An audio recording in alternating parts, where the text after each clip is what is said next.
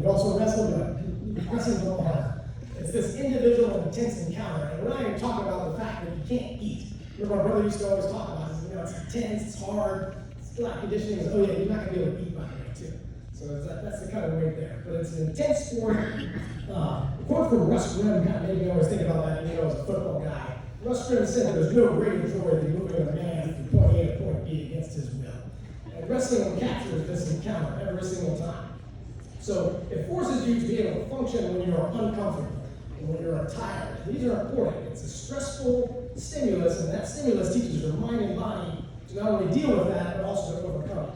It's a valuable skill. I've been able to apply it to many aspects of my life, and that's why St. Martin's really needs a wrestling team. Apparently, we still have one since back in the day. You need to get that back. It will teach you life skills for the rest of your life. So I have many great memories from wrestling as well as football, things like that.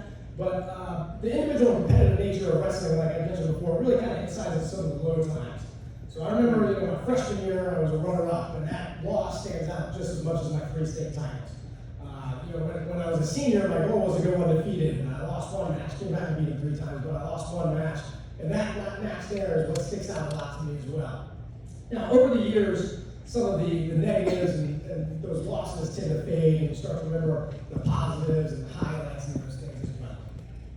So that's what we're here today. We're going to celebrate the highs and all the good times, and whether we're talking about the mat, field, throughout my time here. From quad, afternoon parties, Destin, seniors, cruise, had a lot of good fun times here, and I was able to strike a balance between sports, grades, and parties. All 3 of those were there. It's really hard to ask more than that for high school. So I want to just thank St. Martin's in general for those times there.